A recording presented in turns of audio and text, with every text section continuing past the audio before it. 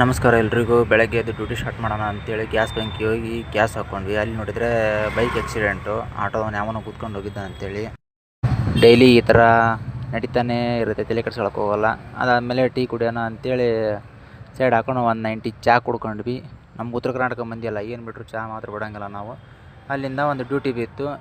First ಡ್ಯೂಟಿನೇ Nandi ಲೇಔಟಿಂದ ವಿಜಯನಗರದಿಂದ Nagarbhavi ಹತ್ರ. ನಾಗರಬಾವಿಯಿಂದ ಬಂಡಿ ಮಕ್ಕಳಮ್ಮ ಬನಶಂಕರಿಗೆ. ಅಲ್ಲಿ ಬಿಟ್ಟಮೇಲೆ ಒಂಚೂರು ನಾಷ್ಟ ಮಾಡ್ಕೊಂಡಾದ್ಮೇಲೆ ಮಳೆ ಸ್ಟಾರ್ಟ್ ಆಯಿತು. ಸ್ಟಾರ್ಟ್ ಆದಾಗ ಒಂದು ಲೈಟಾಗಿ ನಮ್ಮ ಗಾಡಿ ಒಂದು ವಿಡಿಯೋ ಮಾಡಿದ್ದೀನಿ, ನೋಡ್ಕೊಂಡು.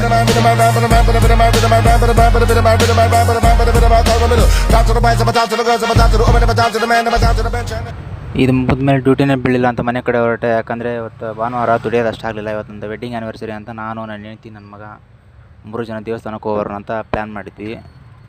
ಆಂಜನೇಯನ ದೇವಸ್ಥಾನಕ್ಕೆ ಹೋಗಿ ಬಂದ್ವಿ. ಯಾಕಂದ್ರೆ ನಮ್ಮ ಮದುವೆ ಆಗಿದ್ದು ಆಂಜನೇಯ ದೇವಸ್ಥಾನದಲ್ಲೇ. ಹೀಗಾಗಿ ಹನುಮಗಿರಿ ದೇವಸ್ಥಾನಕ್ಕೆ ಹೋಗಿ ದೇವ್ರ ಕೈ ಮುಕ್ಕೊಂಡು ಬಂದ್ವಿ.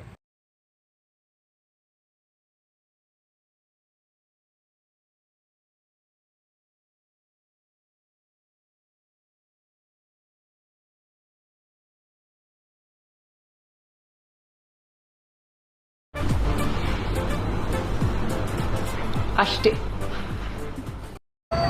Subscribe my channel.